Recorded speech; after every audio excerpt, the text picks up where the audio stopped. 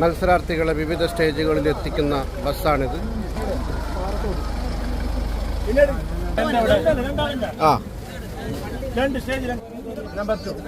അങ്ങനെ വിവിധ വേദികളിലേക്ക് പാർട്ടിസിപ്പൻസിനെയും അതുപോലെ രക്ഷിതാക്കളെയൊക്കെ കൊണ്ടുപോകാൻ വേണ്ടി നമ്മുടെ സക്കീർ ഖാൻ്റെ വണ്ടിയും ഫ്രീ ആയിട്ട് ഇവിടെ സേവനം ചെയ്ത് നൽകും.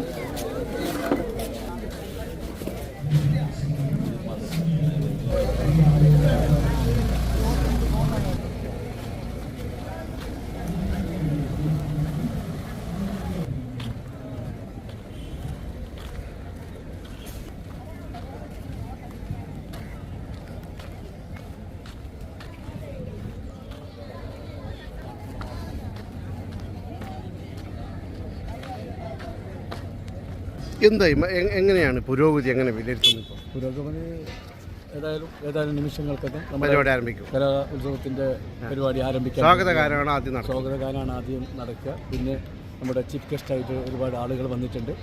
അവരുടെ പരിപാടി കൂടി കഴിഞ്ഞതിന് ശേഷം ഔപചാരികമായ ഉദ്ഘാടനത്തിന് ശേഷം പിന്നെ 3 ദിവസം ഉറക്കമില്ലാത്ത രാവാണ്. Thank you mister.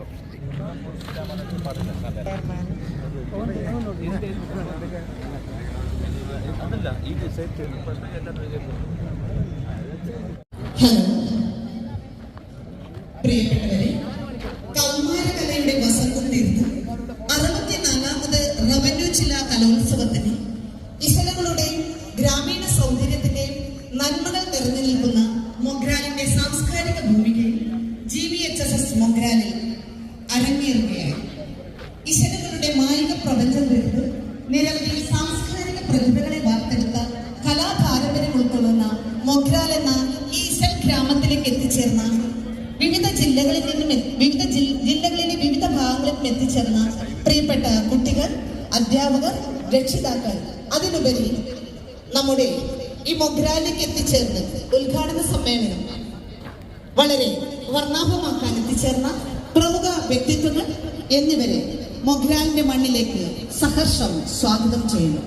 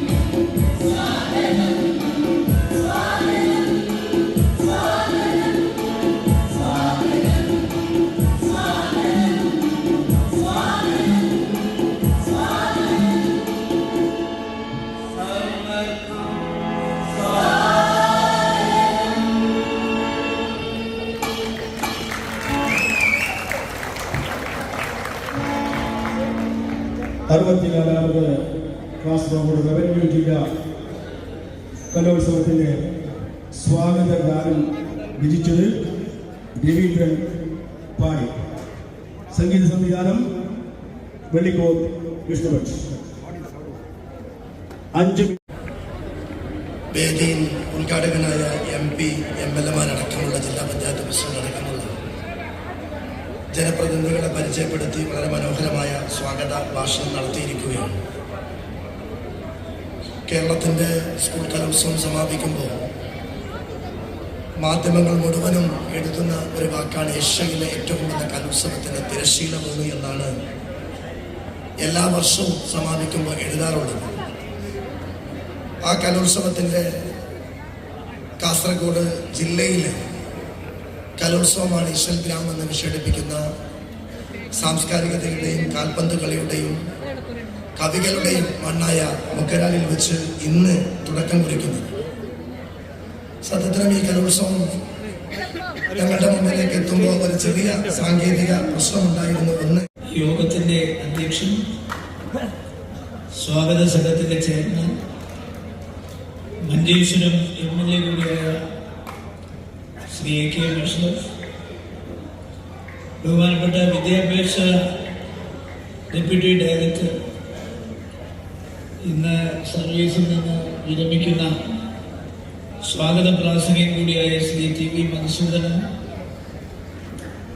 കാസർകോട്ടെ ജനപ്രിയനായ MLA ശ്രീ എന്നെ നിൽക്കുന്ന പുതുമയുടെ ജനപ്രിയ MLA ശ്രീ CH കുഞ്ഞമ്പു, മുൻ റവന്യൂ മന്ത്രിയും കാസർഗോഡ് കാഞ്ഞങ്ങാടിന്റെ ജനപ്രിയ MLA ശ്രീ ചന്ദ്രശേഖരൻ, ബഹുമാനപ്പെട്ട തൃക്കരിപ്പൂർ MLA ശ്രീ M രാജഗോപാൽ, പുതുതായി തെരഞ്ഞെടുക്കപ്പെട്ട ജില്ലാ പഞ്ചായത്തിന്റെ പ്രസിഡന്റ് ശ്രീ സാബു എബ്രഹാം, ജില്ലാ പഞ്ചായത്തിന്റെ പുതുതായി തെരഞ്ഞെടുക്കപ്പെട്ട വൈസ് പ്രസിഡന്റ് ശ്രീമതി സോയ, അതുപോലെ തന്നെ ശ്രീ ബ്ലോക്ക് പഞ്ചായത്തിന്റെ പ്രസിഡന്റ് ശ്രീ അബ്ദുള്ള കുഞ്ഞി ചെർക്കട, കുമ്പള ഗ്രാമപഞ്ചായത്ത് പ്രസിഡന്റ് ശ്രീ VP അബ്ദുൽ ഖാദർ, നിരവധി പ്രതിഭാശാലികളായ സാഹിത്യ നായകന്മാരെ സംഭാവന ചെയ്തൊരു നാടാണ്, യക്ഷഗാനത്തിന്റെ നാടാണ്. ഒരു നാടിന്റെ സംസ്കാരവും സംസ്കൃതിയും രൂപാന്തരപ്പെടുന്നത് നദീതടത്തിലൂടെയാണ് നാം വായിച്ചത്. 44 നദികളുടെ പ്രഭവ കേന്ദ്രം പശ്ചിമഘട്ടമാണ്. അതിൽ 12 നദികൾ ഒഴുകുന്ന ഒരു നാടാണ് കാസർഗോഡ്. ശ്രീ അഷ്റഫിന്റെ നേതൃത്വത്തിൽ വരുന്ന 3-4 ദിവസങ്ങളിൽ നമ്മുടെ ഈ കലോത്സവം ഒരു മഹോത്സവമാക്കി മാറ്റാൻ പോവുകയാണ്. പണ്ട് നമ്മൾ ചരിത്രം വായിക്കുമ്പോൾ നമ്മൾ പഠിച്ചിട്ടുണ്ട്. കാരണം 12 വർഷത്തിലൊരിക്കൽ ഉത്തർപ്രദേശിൽ പ്രയാഗിൽ ത്രിവേണി സംഗമത്തിൽ നമ്മൾ കുംഭമേള നടത്തുന്നത് കേട്ടിട്ടുണ്ട്. ലക്ഷക്കണക്കിന് ആളുകൾ പങ്കെടുക്കുന്ന ഒരു മേളയാണ് കുംഭമേള. സാമൂതിരിയുടെ വാഴ്ചക്കാലത്ത് ഭാരതപ്പുഴയുടെ തീരത്ത് നമ്മൾ 12 വർഷത്തിലൊരിക്കൽ മാമാങ്കം നടത്തിയത് ചരിത്രത്തിൽ നിന്ന് വായിച്ചു. ഇവിടെ ഒരുപാട് കുഞ്ഞുങ്ങൾ മത്സരിക്കുന്നുണ്ട്. ആ മത്സരിക്കുന്ന കുഞ്ഞുങ്ങൾ തമ്മിലായിരിക്കണം മത്സരം. അവരെ മത്സരിപ്പിക്കാൻ കൊണ്ടുവന്നിരിക്കുന്ന രക്ഷകർത്താക്കൾ തമ്മിലാകരുത് മത്സരം. മാത്രമല്ല, നമ്മൾ സ്വർണം തൂക്കുമ്പോൾ സൂചി എങ്ങനെ നിൽക്കുന്നോ അതുപോലെ വേണം ഇതിന്റെ ജഡ്ജ്മെന്റ് തീരുമാനിക്കാൻ. ഒരു അണുകട അങ്ങോട്ടും ഇങ്ങോട്ടും മാറാൻ പാടില്ല. ആരാണോ നന്നായി പെർഫോം ചെയ്യുന്നത് ആ പെർഫോം ചെയ്യുന്ന ആളുകളെ വളരാനും വളർത്താനും പ്രോത്സാഹിപ്പിക്കാനുമാണ് ജഡ്ജ്മെന്റിലൂടെ നമ്മൾ ശ്രമിക്കേണ്ടത്. An honorable defeat is better than a shameful victory എന്നാണ് അമേരിക്കൻ പ്രസിഡന്റായിട്ടുള്ള എബ്രഹാം ലിങ്കൺ പറഞ്ഞിട്ടുണ്ട്. അതായത് ഒരു ഓണറബിൾ ഡിഫീറ്റ്, ആ പരാജയത്തിന് ഒരു മഹത്വമുണ്ട്. നാണം കെട്ട ഒരു വിജയത്തെക്കാൾ നല്ലത് അത്തരം ഒരു പരാജയമാണെന്നാണ് എബ്രഹാം ലിങ്കൺ പറഞ്ഞിട്ടുള്ളത്. നമ്മുടെ ലോകം ഇന്ന് ഇൻഫർമേഷൻ റവല്യൂഷനിലൂടെ മുന്നോട്ട് പോയിക്കൊണ്ടിരിക്കുകയാണ്. വിദ്യാഭ്യാസ രംഗത്ത് ഒരു വിജ്ഞാന വിസ്ഫോടനം നടക്കുന്ന കാലമാണ്. നമുക്കറിയാം, നമ്മുടെ കയ്യിലിരിക്കുന്ന മൊബൈൽ ഫോണൊന്ന് സൈറ്റ് ചെയ്താൽ ലോകത്തിന്റെ നാനാഭാഗത്തും നടന്നുകൊണ്ടിരിക്കുന്ന സംഭവങ്ങൾ അപ്പോൾ തന്നെ നമ്മുടെ മൊബൈൽ ഫോണിൽ കാണുവാനുള്ള ഒരു സംവിധാനം ആയിക്കഴിഞ്ഞു. അതാണ് ഇൻഫർമേഷൻ റവല്യൂഷൻ. അതിന്റെ പാരമ്യത്തിലാണ് എന്ന് പറയുമ്പോൾ artificial intelligence, machine learning, robotic യുഗം, അവിടേക്കാണ് നമ്മൾ പോകുന്നത്. ഞങ്ങളുടെയൊക്കെ കുട്ടിക്കാലത്ത് ഒരു പെൺകുട്ടിക്ക് ആൺകുട്ടിയോട്, ഒരു ആൺകുട്ടിക്ക് പെൺകുട്ടിയോട് ഒരു അടുപ്പം തോന്നിയാൽ, പ്രേമം തോന്നിയാൽ, ഒരു പ്രേമലേഖനം എഴുതണമെങ്കിൽ അച്ഛനും അമ്മയും ഉറങ്ങണം, സഹോദരങ്ങൾ ഉറങ്ങണം, ലൈറ്റുകൾ അണയണം. എന്നാൽ മാത്രമേ ആരും കാണാതെ കൗമാരപ്രായത്തിൽ ഒരു പ്രേമലേഖനം എഴുതാൻ പറ്റൂ. ഇന്ന് ആർട്ടിഫിഷ്യൽ ഇന്റലിജൻസ് ടൂൾസ് ഉപയോഗിച്ച് ChatGPT-യോട് പറഞ്ഞാൽ, ദീപ്സിക്കിനോട് പറഞ്ഞാൽ മനോഹരമായ പ്രേമലേഖനം എഴുതി. പ്രേമലേഖനം മാത്രമല്ല, സാഹിത്യത്തെക്കുറിച്ച്, ചരിത്രത്തെക്കുറിച്ച്, ശാസ്ത്രത്തെക്കുറിച്ച്, നിങ്ങൾക്ക് ലോകത്ത് ഏത് വിഷയത്തെക്കുറിച്ച് അറിയണോ, ആർട്ടിഫിഷ്യൽ ഇന്റലിജൻസ് ടൂൾസ് അതുപയോഗിച്ച് ChatGPT-യോട് പറഞ്ഞാൽ മതി, ദീപ്സിക്കിനോട് പറഞ്ഞാൽ മതി. കാരണം ഇൻഫർമേഷൻ റവല്യൂഷൻ അതിന്റെ പാരമ്യത്തിലാണ്. തമിഴിൽ നന്നൂൽ എന്ന് പറയുന്ന ഒരു പുസ്തകമുണ്ട്. നന്നൂൽ എന്ന വാക്കിന്റെ അർത്ഥം നല്ല അറിവ് എന്നാണ്. അരയന്നം ജലാശയത്തിലാണ് കിടക്കുന്നത്. ആ ജലാശയത്തിൽ കിടക്കുന്ന അരയന്നത്തെ പോലെ നമ്മുടെ വിദ്യാർത്ഥികൾ മാറണം എന്നുള്ളതാണ് ആ പുസ്തകം പറയുന്നത്. കാരണം ജലാശയത്തിൽ കിടക്കുന്ന അരേനം, ആ അരേനത്തിന് ശകലം പാല് ജലാശയത്തിൽ എടുത്തു കൊടുത്താൽ വെള്ളത്തിൽ നിന്ന് പാല് വേർതിരിച്ച് അരേനം കുടിക്കുന്ന പോലെ വിദ്യാസാഗരം എന്ന് പറയുന്നത് ഒരു അനന്തമായ സാഗരമാണ്. ആ സാഗരത്തിൽ ഇന്നത്തെ തലമുറയ്ക്ക് ആവശ്യമായ എല്ലാ വിദ്യകളുമുണ്ട്. ആ വിദ്യയിൽ അവർക്ക് കാലോചിതമായി തിരഞ്ഞെടുക്കാൻ കഴിയുന്നത്, താല്പര്യമുള്ളവ തിരഞ്ഞെടുത്ത് അവർ ആ മേഖലയിൽ ഉയരത്തിലേക്ക് വരണമെങ്കിൽ കുഞ്ഞുങ്ങൾക്ക് ഒരു ദൃഢനിശ്ചയം വേണം.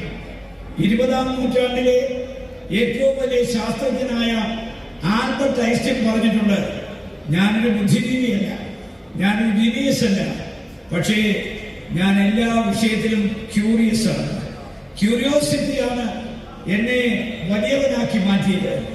ആ ക്യൂരിയോസിറ്റി, അറിയാനുള്ള ഒരു ത്വര, അറിയാനുള്ള ഒരു ജിജ്ഞാസ, ആ ജിജ്ഞാസ നമ്മുടെ കുഞ്ഞുങ്ങൾക്ക് ഉണ്ടാകേണ്ടതാണ്.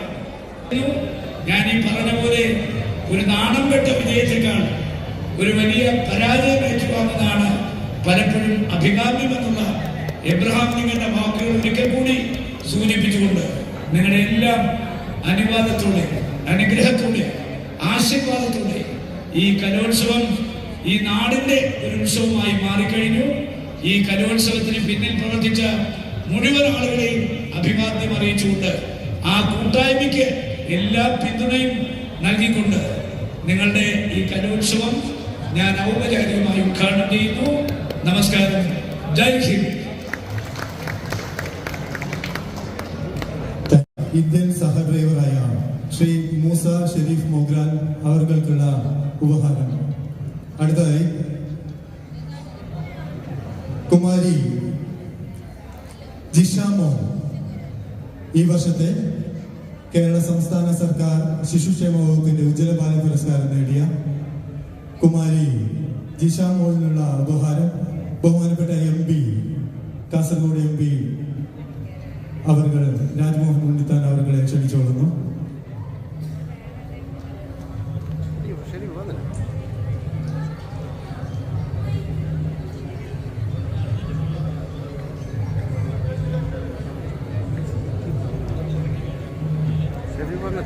(2024) വർഷത്തെ കേരള സംസ്ഥാന സർക്കാർ ശിശുക്ഷേമ വകുപ്പിന്റെ ഉജ്ജ്വലബാല പുരസ്കാരം നേടിയ THSS നായമാർ മൂലയിലെ കുട്ടിയാണ് കുമാരി ജിഷാമോ. അടുത്തതായി കുമാരി ഇഷാന എസ് ബാൽ, സംസ്ഥാന സർക്കാരിന്റെ ഉജ്ജ്വലബാല പുരസ്കാരം നേടിയ കാസർഗോഡ് നിന്നുള്ള ഇഷാന എസ് ബാൽ ബഹുമാനപ്പെട്ട MP ക്ഷണിച്ചുകൊള്ളുന്നു. അടുത്തതായി മാസ്റ്റർ അശ്വഘോഷ് സിയാർ, GHSS ചായോത്തിലെ ഉജ്ജ്വലബാല പുരസ്കാരം നേടിയ മാസ്റ്റർ അശ്വഘോഷ് സിയാർ. فهو يتيح لنا الفرصة لنعرض مواهبنا في مختلف المجالات الفنية والثقافية. هل تعلم يا أيدين أن اللغة العربية أصبحت اليوم جزءا مهما من البرنامج المهرجان؟ حقا هذا رائع. أخبرني، ما هي البرامج التي تقام بالعربية؟ هناك مسابقات كثيرة مثل الخطاب والشعر والتمثيل المسرحي والتمثيل الفردي وكتابة القصص القصيرة والمقالات ولعب الألفاظ وتلاوة القرآن الكريم. إن المنافقين يخادعون الله وهو خادعهم وإذا قاموا إلى الصلاة قاموا كسالى يراءون الناس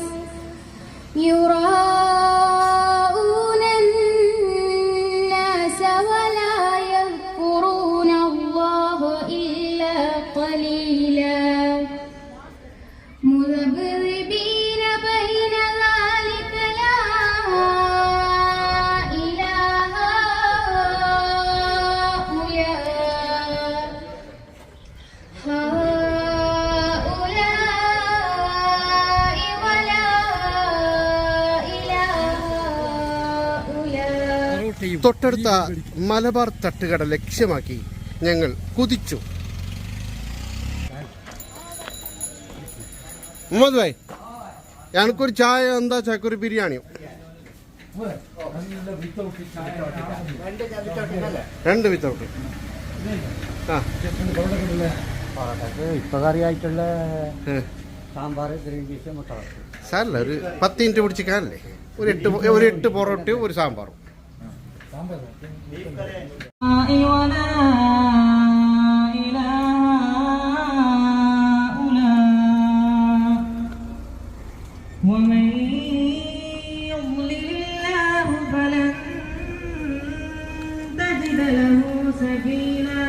മനോഹരമായ ഖിറാഅത്ത് എന്താ പറയുന്നത്? ശ്രവണ സുന്ദരം.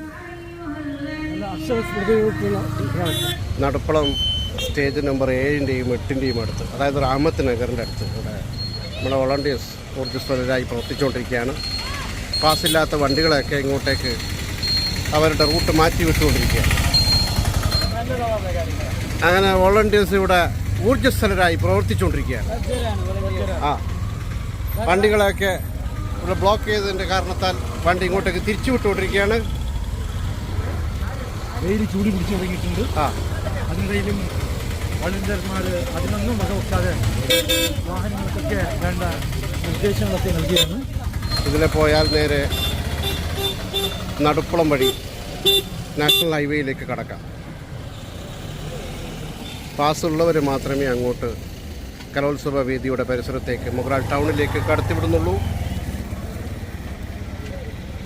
സ്റ്റേജ് 7-ൻ്റെയും 8-ൻ്റെയും അടുത്തു നിന്നും നടുപ്പുളത്തു നിന്നും എം എ അബ്ദുറഹ്മാനോടൊപ്പം സയ്യിദ് ദിനാരിഫ്, മൊഗ്രാൽ. ഒരു പ്രതിഭയെ നിങ്ങൾക്ക് കാണിക്കാം.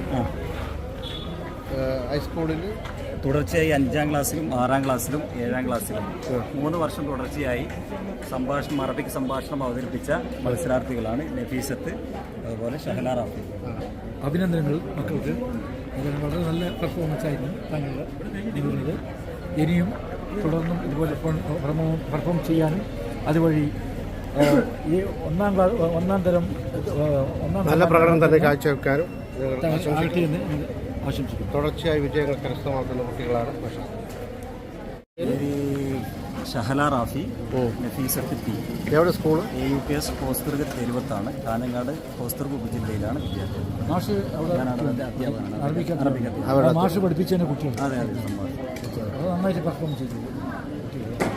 ജില്ലാതലത്തിൽ അറബി കലോത്സവത്തിലൊക്കെ മൊത്തം കാറ്റഗറിയിൽ വർഷങ്ങളായി വിദ്യാലയം സ്ഥാനത്തുണ്ട്. കഴിഞ്ഞ വർഷം 2ാം സ്ഥാനം റണ്ണേഴ്സ് അപ്പ് ആയിരുന്നു അറബി കലോത്സവത്തിൽ ജില്ലാതലത്തിൽ വിദ്യാലയത്തിനുണ്ടായിരുന്നു. അതിൻ്റെ തൊട്ട് മുമ്പത്തെ വർഷം 1ാം സ്ഥാനം ജില്ലാതലത്തിൽ വിദ്യാലയ അറബി കലോത്സവത്തിൽ നേടിയിട്ടുണ്ട്. മാഷ് എത്ര വർഷമായി സ്കൂളിൽ? ഞാൻ 10 വർഷമായിരുന്നു. അപ്പോൾ ഒരുപാട് ഇത്തരം പ്രതിഭകളെ വാർത്തെടുക്കുന്നതിൽ മാഷ് കഴിഞ്ഞിട്ടുണ്ട്. കുട്ടികളുടെ കഴിവുകൾ കണ്ടെത്തി പരമാവധി പരിപോഷിപ്പിക്കാൻ പരമാവധി ശ്രമിക്കാം. തീർച്ചയായും കുട്ടിയുടെ കഴിവുകൾ കണ്ടെത്തുക എന്നുള്ളതാണ് ഏറ്റവും പ്രാധാന്യം.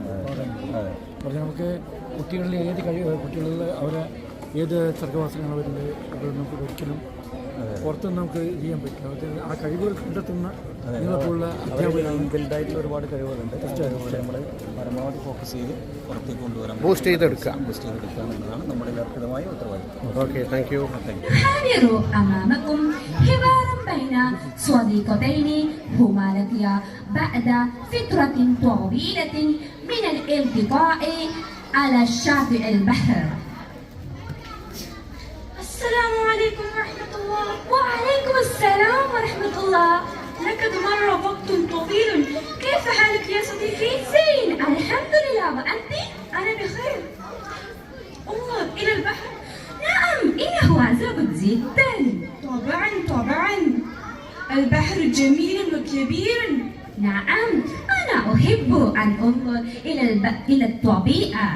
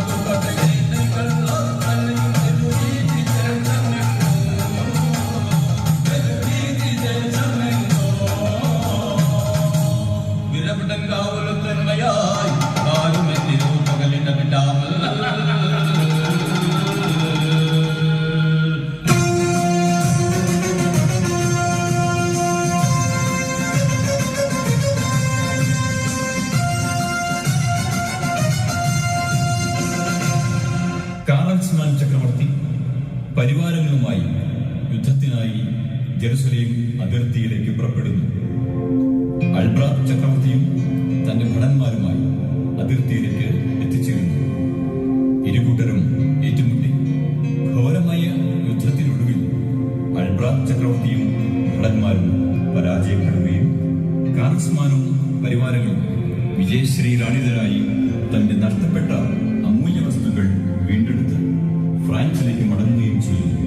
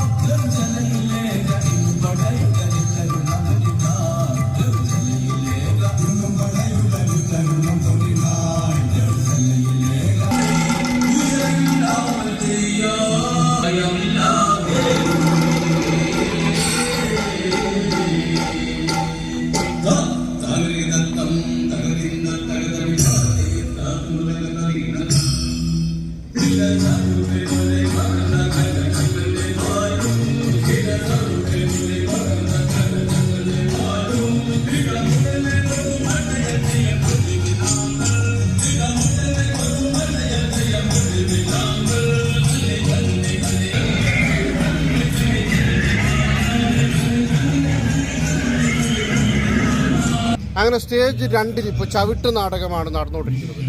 എന്താ വെച്ചാൽ നിങ്ങൾ നേരത്തെ ചവിട്ട് നാടകം കണ്ടിട്ടുണ്ടോ? ചവിട്ട് നാടകം മുമ്പ് ഒരു യൂട്യൂബിൽ പോയപ്പോൾ കണ്ടിരുന്നു. നമ്മുടെ നാട്ടിൽ സ്കൂളിൽ എവിടെയും കണ്ടിട്ടില്ല. അപ്പോൾ കുമ്പളി സ്കൂളിലോ അല്ലെങ്കിൽ മുക്കാലി സ്കൂളിലൊന്നും ഇങ്ങനെയുള്ള ഇതൊന്നും കാണാറില്ല. നമ്മൾ ടി വിയിലാണ് നേരത്തെ ഇത് കണ്ടിരുന്നത്. പക്ഷെ അപ്പോൾ അങ്ങനെ കാണുമ്പോൾ ഒരു രസമില്ല. പക്ഷെ നേരിട്ട് കാണുമ്പോൾ നല്ലൊരു പരിപാടിയാണ്. നല്ലൊരു ഇൻട്രസ്റ്റിംഗ് ആണ്. ഇത് പഴയ ഒരു സാമ്രാജ്യങ്ങൾ തമ്മിലുള്ള യുദ്ധത്തിൻ്റെ കഥയാണ് അവിടെ അവതരിപ്പിച്ചുകൊണ്ടിരിക്കുന്നത്. മത്സരാർത്ഥികൾക്ക് ഭാവുകങ്ങൾ നേരുന്നു. സ്റ്റേജ് 2 നിന്നും എം എ അബ്ദുറഹ്മാനോടൊപ്പം സൈനുദ്ദീൻ ആരിഫ്, മൊഗ്രാൽ ന്യൂസ്.